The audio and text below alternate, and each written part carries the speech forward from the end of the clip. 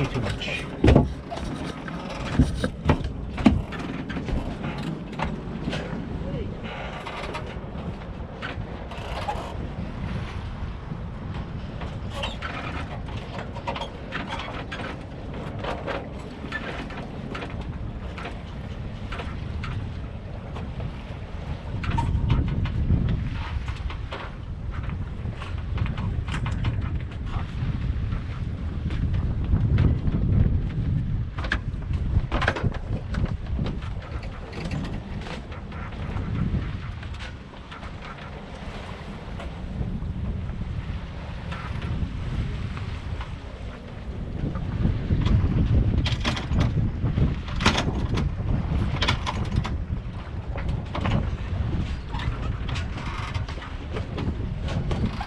Switch that one. That one sucked.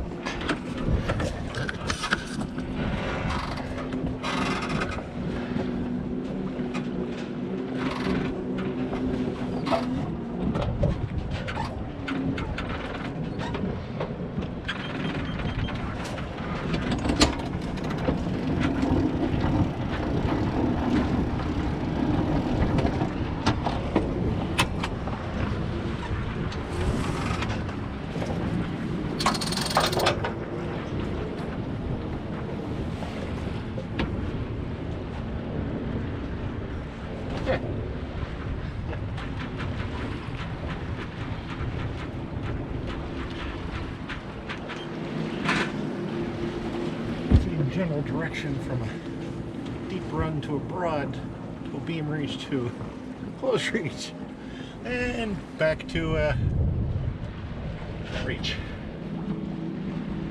Love sailing mountain lights.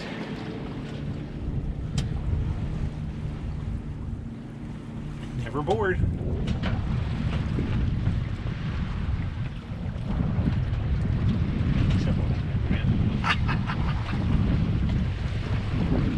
Nice Father's Day weekend. 2020. Ha! It's 2022. Just kidding. 2020, there wouldn't have been anybody out here. Everybody was scared of COVID. Scared of COVID.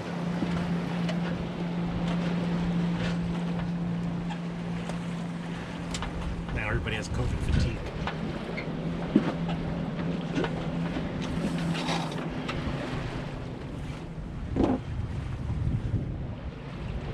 Take note, that highly sophisticated wind vane is completely busted off and it's just kind of a coat hanger hanging off the shroud.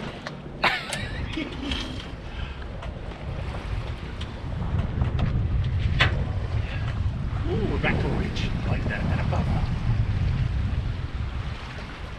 I'll take that.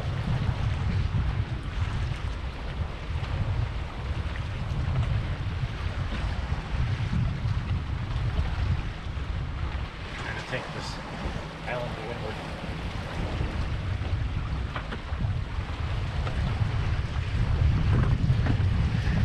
We displayed a little bit with Montego 25, Sparkman Stevens 32, I believe. Don't know. Can't tell from looking at it. It looks about as big as this boat. Harbor 20, Flying Scott, and an American 18 or an American 15. Looked like more like a 15, but boats look smaller now. I'm getting older. My eyes vision sucks. We had ridiculous humidity, temperatures in the mid to upper 90s in June last week with thunderstorms every night.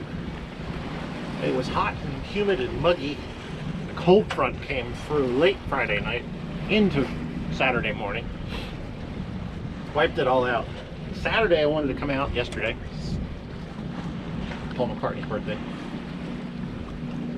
But I didn't because I got down to the boat and winds were well over 25, gusting to 30. And while I can certainly sail in that, that's not an issue. It'll require me to reef, and reef the head sail, of course, just to be able to stay manageable.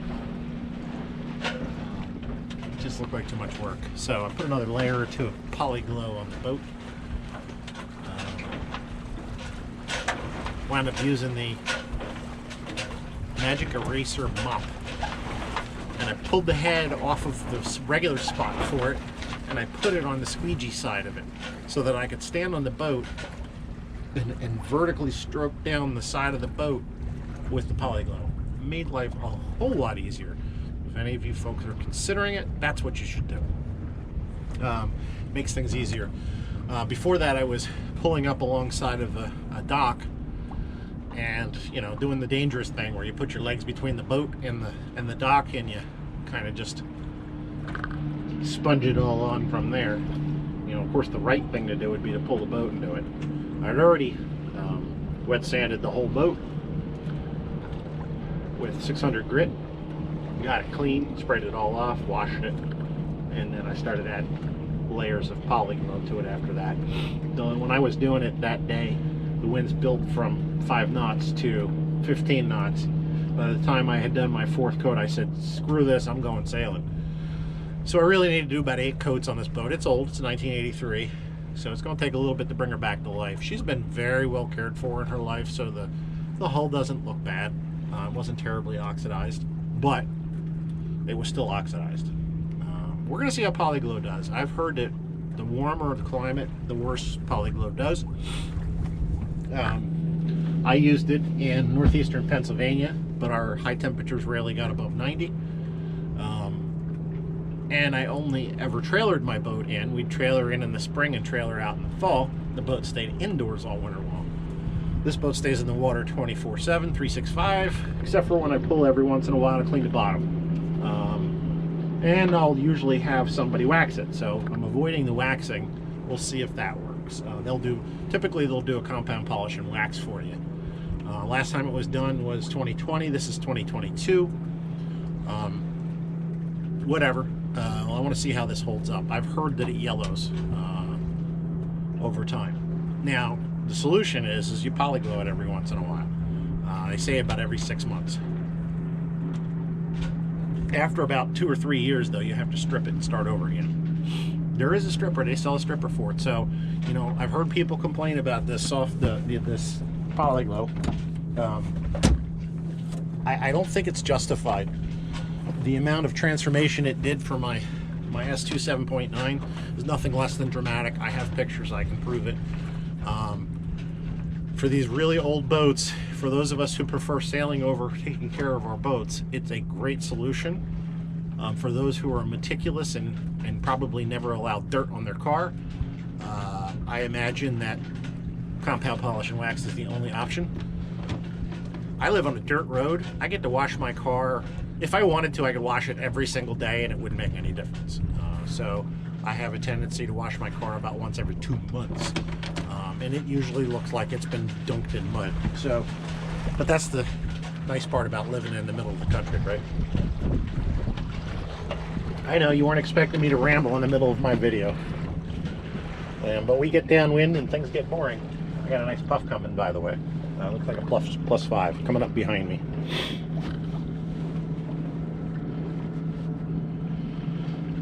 I might do you a favor here and give you a slightly different view. Let's see if I can make it happen. No, you don't want to see me. Nobody wants to see me, not even me. But let me see if I can put this in some vein so that you can see behind me, which might be more fun.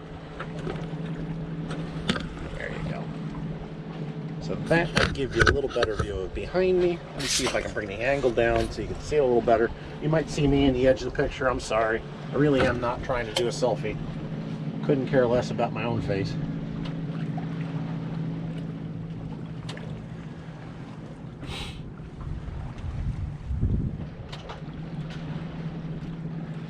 I still got some battery left after I pass Christmas Tree Island here. I might stop it and start a new video and do a walkabout cam. I like them when I watch sailing videos online.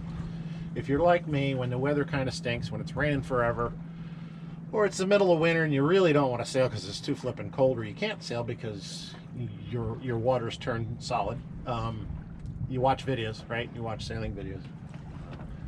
I hope that I provide some entertainment at least, that you'll be able to watch some of these.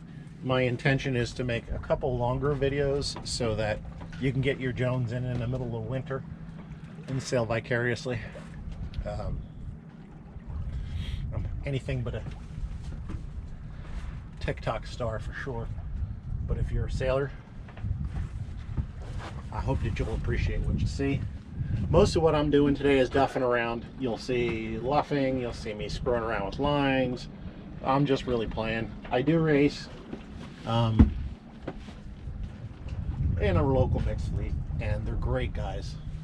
The Blackwater Racing, Yacht Racing Association, BIRA. Good bunch of sailors, just really nice people. If you happen to be on Smith Mountain Lake, come look us up. We're at Pelican Point Yacht Club. Marcy's running the Pelican Point Yacht Club. She's the second generation running it, and she's a sweetheart.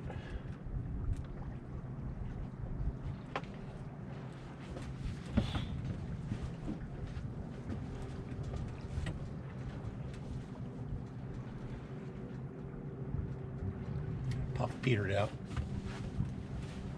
Probably see it in the video. High enough quality video, you can kind of see over in here the puff is kind of crawling down towards me. But I'm in a little bit of a, well, almost a funnel.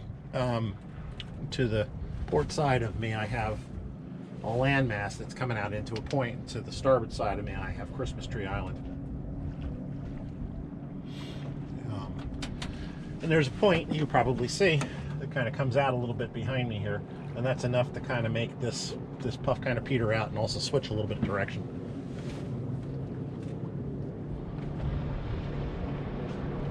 I'm probably going to pause the video because it's just going to get good and boring, because there's a heck of a wind shadow in here.